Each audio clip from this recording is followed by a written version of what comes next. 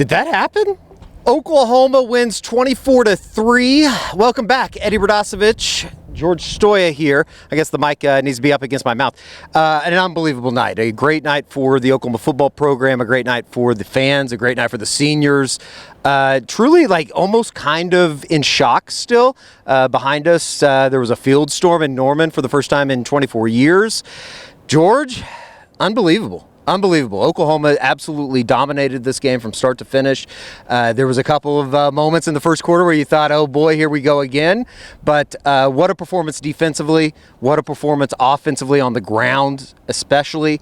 What are you thinking right now? I mean, it's unbelievable. Oklahoma, the bowl streak continues. They will go to a bowl game for the 26th consecutive year, second in the country. Unbelievable. Unbelievable performance. Very, very happy for Brent Venables and staff and the players, obviously. This season, Eddie, is just going to go down as one of the wildest, most chaotic things I think any of us have seen covering Oklahoma. I mean, you talk about some of the crazy games that they've lost this year. To come in and put this performance together, maybe we just don't know what the hell we're talking about. But in what world could any of us seen this type of performance coming? And I think there's two parts to it. I think Oklahoma played a perfect game, right? From start to finish. The offensive game plan was excellent. Xavier Robinson, amazing. The quarterback run game was awesome. Jackson Arnold held on to the football. He was great. Other than the Taylor Tatum fumble, they didn't really put the ball in harm's way. And then the defense played basically how they've played all year, but even to another level, sure. Eddie. And then the other part of it is, and I don't want to take away from Oklahoma's win, right? But here we go, but folks. Alabama just made some absolutely critical mistakes. I mean, Jalen Milroe, and we said it leading up to the game, Jalen Milroe has kind of defined Alabama's season, and those two turnovers, because obviously Oklahoma dominated that first half, but Alabama, we all thought they were going to get back into the game, and the way that the defense played, came up with those turnovers, and Milroe making those crucial mistakes. OU made them pay, and OU hasn't done that all season, so look, man, this is an all-time great win. I think you said it best. One of the most important wins 100%. For the program. I don't think it was the biggest win in program history by any means, by any stretch of the imagination. And really, honestly, if you put a true serum in me, you probably shouldn't be celebrating just getting bowl eligible. Yeah. But I think the odds that were stacked against this team, everything that they've kind of fought through here over the last couple of weeks, and even Brent to a certain extent with the news with Julie, his wife, battling cancer. I thought it was just a really cool moment. Let's get into a little bit of the game, though. Obviously, Oklahoma was suffocating defensively. Jalen Milroe, in just keeping him in the box, not letting him get loose. I thought the one time with the pass to Ryan Williams, I know it was a big play, steps out of bounds early, but just the defensive performance in general, that was about as good of a performance as you could have asked for. It was absolutely dominant. And in the trenches, OU controlled the line of scrimmage. We'll get to the offensive side in a second. Both sides, but defensively particularly. It was unbelievable. On the edges, R. Mason Thomas was incredible. Ethan Downs had a monster game. DJ Terry, I think, maybe played his best game as a shooter. Jaden Jackson, Danny Stutzman and Kobe McKenzie, Kip Lewis Carter was even in there for some of the game. They were fantastic tacklers, keeping everything contained. I mean, Eddie, when Brent Venables was hired, it was this type of defense that he envisioned having at Oklahoma, and we've seen it this year. It's been really good, right? It's kept them in games. They took it to an elite level tonight that I don't think we've seen, because this is an Alabama offense that was coming off of a huge game against LSU. They've been one of the most explosive offenses in the country. They damn near have the play to Ryan Williams, which was a unbelievable catch. Horrific call, too. Oh, was he out of bounds? No, that was a bad call on. That brought it back. I see. Yeah, they turned it over on downs. That was a bad call. But I thought you meant in the corner of the end zone. It was a bad call that he got his foot in. Oh no, that was he was did. A hell of a catch. Yes, it was unbelievable. It would have been like the catch of the year. And Eli Bowen's in great coverage. But speaking of let's get Eli Bowen. Unbelievable. Let's get into Eli Bowen. He and Danny Stutzman said after the game that he basically shadowed Ryan Williams, the freshman phenom, wide receiver for Alabama. 3 targets, 0 receptions, 0 yards tonight. Eli Bowen is going to be a superstar in college football. I mean, and we've seen it those last few weeks when he's gotten more playing time. Going back to the Texas game, really, he was sensational tonight. I mean, he was absolutely dominant. He didn't. Nothing got behind him. I think part of Alabama's game plan too. They didn't really push the ball down the field a ton. But I think that was partly because of the way that Eli Bowen played and made some big plays, had the big interception to start the half. That was kind of a moment I thought too, where it's still 10-3, I believe, and all of a sudden it flips and you get the interception, and then you come back out. Kip Lewis gets a pick six again. How great is he? He's unbelievable. He's unbelievable. It's you can tell we're very happy right now. That was a fun performance. I don't know how you feel, Eddie, but it's just like. It's this feeling of... Well, we talked about it on the way back, on the drive back that has become so infamous from Columbia, and how dark the thoughts got. And I don't think that look, the program isn't saved tonight or fixed, right? There's still a lot that has to happen this offseason. Offensive coordinator search, portal, quarterback, all of those things remain a question. But I think tonight it's like, okay, like when this team can put it together and execute at a high level, they can compete with some really good football teams. Sure. I thought Alabama was a national title contender coming in tonight. I think that was wrong. I don't think they clearly aren't. But I do think that Oklahoma can win football games when they play like this, and it gives you a lot more hope for the future. That's what I would say. The feeling coming out of tonight is like, okay, like they can do this. Brent Venables can do this, and you've seen what he's done with that one side of the ball.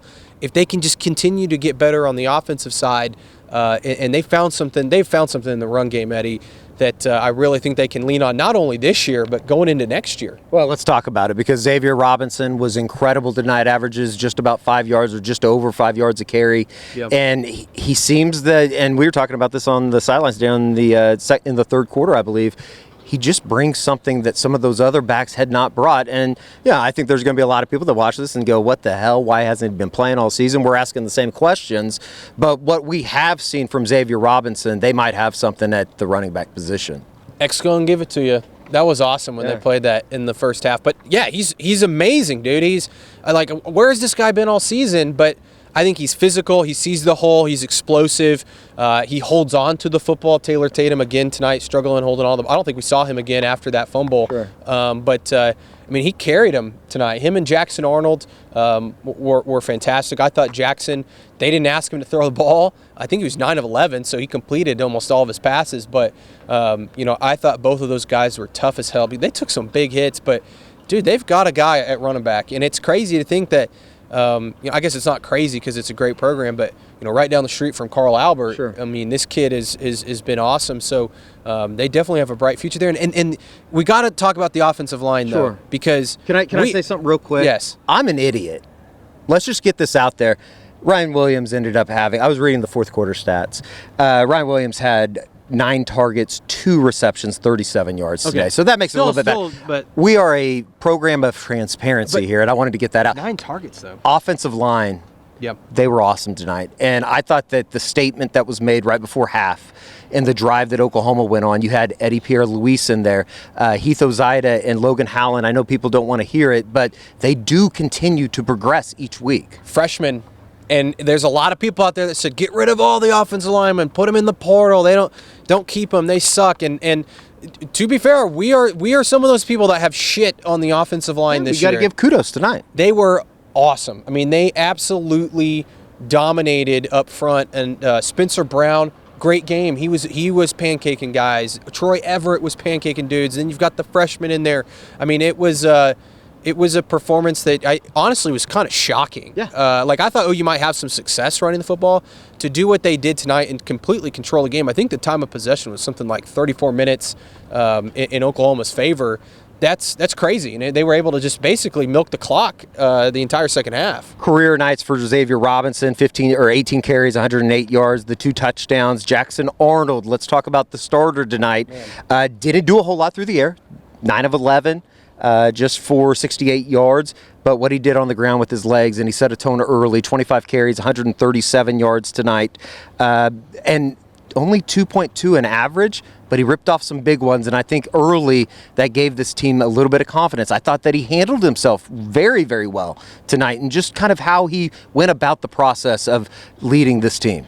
He was gutsy, man. I thought he was extremely gutsy, and for a guy that, 2 weeks ago was at the lowest of lows, Sure. right? And we're talking about they probably maybe need to bench him again, and what's his future at Oklahoma? And I still think that that's up for debate. What his future is here in Norman. Maybe for another day, though. Right, but to come in here and perform like that, and it was clearly the game plan to just run him over and over and take those hits and continue to get up. I thought he was spectacular tonight. I'm happy for him. He deserved a performance like that, and he played within the game, Eddie. Sure. And I think that's what we've been wanting to see from Jackson is don't let the moment get too big for you. Don't put the ball in harm's way, and he didn't tonight. He held on to the football.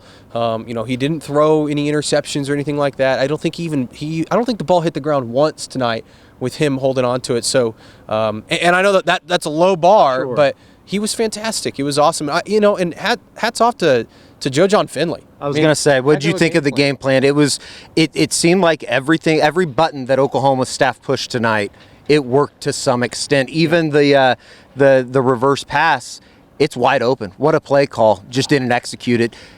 We're being positive on this program tonight, though. It was a really nice night for Joe John. I felt good for him after everything this offensive staff's been through. They knew coming into tonight's game the way that Oklahoma was going to win this game is control the clock, run the ball, and take the points when they're there. And I think Oklahoma did a really good job of that. And I don't know if Alabama wasn't ready or if it was kind of shocking. I mean, how to a certain extent, is it as simple as this?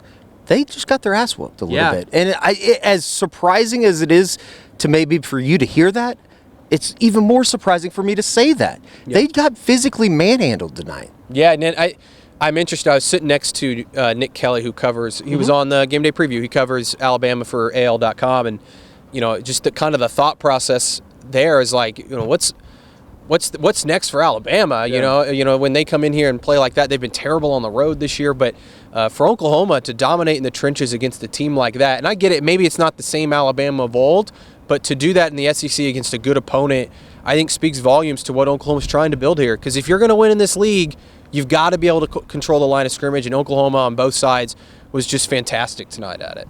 We've always talked about the middle eights. Brent talks about it all the time. They dominated the middle eights tonight, I think, to the tune of, if you extended out past the eights, I think it was 17-0 at one point. Jake Trotter had passed along the number during I believe, the third quarter when Oklahoma goes up 24-3. Biggest deficit for an Alabama team in an SEC game since 2016. First time since 2011, Alabama has not scored a touchdown in a game. Unbelievable. I mean, and I guess we'll just kind of wrap it all up with this. And I believe it was their worst loss since 1998 to a team that was unranked going into the game. Don't think Oklahoma will be ranked this week, but it is a good positive. And let's end it here for the seniors. Danny, Billy, all those guys. It was awesome. It was almost like emotional seeing them have that moment for them, and it. It was just Woody ending the game with an interception. I mean, it was like it sounds cliche, but it was like storybook for those guys. And hearing Danny comes into the media room afterwards and was like screaming at us. That was awesome. Good for him. And those guys deserve it. And they've been through a lot of shit, not only this year, but you think they're 4 years. Yeah. The amount of shit that they've been through, you couldn't be more happy for those guys. And they deserve it, and look, who the hell knows? Maybe they can go beat LSU next week on the road. Is it unbelievable to you that they could maybe finish this thing 7-5 from where it was at one point? They could win 8 games. Yeah. I mean, they're going bowling. Yeah. I mean, and I know that's crazy to say, but they're going to play in a bowl game. Sure. And who knows? I don't know where. I haven't even looked. Maybe Gasparillo in Tampa. I know the Birmingham Bowl's been thrown out there. Maybe even better. They're all before Christmas, possibly. Yeah. I think maybe the Birmingham. We'll talk about it all the time. I don't want to go to Memphis. They're going bowling. You've gotten robbed in Memphis. We get it. Real quick before we do get out of here, fans. I thought the atmosphere, everything, the crowd storm, I know that people are going to have their feelings about it. I kind of view it as, should it happen here all the time? Obviously not. This was more of like a year of frustration being let out at the end. The atmosphere tonight in the stadium was unbelievable. It was awesome. And the field storming, I know there's people out there being like, Oklahoma shouldn't field storm. They're above that. Man, like, those guys, to be able to celebrate on the field with their students and the fans and all those things, they deserve that moment. I have no problem with it. This is one of those seasons that everything has gone to hell, it feels like. And for it to come to this moment and have a performance like this, they deserve it. And for all you assholes out there in my mentions that have been complaining all season, and I get it. You're complaining. It's been a tough year. We've all been complaining. Celebrate this one. Yeah. Don't be an asshole tonight. Yeah. Okay? Like, go drink a beer, enjoy yourself. Be an asshole in the morning. Yeah. 24-hour period. Be or an something. asshole when they lose to like Rutgers in the Liberty Bowl or something. Oh, God. Here we go again. All right. That's going to do it for the instant reaction from the field. An unbelievable night here in Norman. And frankly, just a pretty special night for the Oklahoma football program. They knock off Alabama 24-3 in what is maybe one of the more surprising outcomes here in a long, long time. I truly do. It's not the biggest win, but it might be one of the most important wins for Brent Venables in this staff moving forward. I think we're going to look back, and maybe we could look back in a few years and be like, that was the turning point of You certainly Venables. hope so, right? Yeah, that's the hope for it, and that's what I meant earlier when I said you just now have this sense of hope of, okay, they can do this. Brent can do this. Like, he can figure this out, and again, maybe that doesn't happen. We'll see. I think next year is still a huge pivotal year for Brent Venables and his future here. But I hope that in a few years we look back and say, remember that Alabama game? That was the moment that we saw this thing kind of flip upside down. Special night here in Norman for George Stoia. I'm Eddie Radosevich. This has been your Soonerscoop.com Instant Reaction. We'll be back on Monday for a recruiting report with Josh McQuistion, as well as a game day rewind. There will be plenty to talk about. It'll be one of the more fun ones we've been able to do this season. So until next time, we'll see you right back here on the Soonerscoop.com YouTube channel.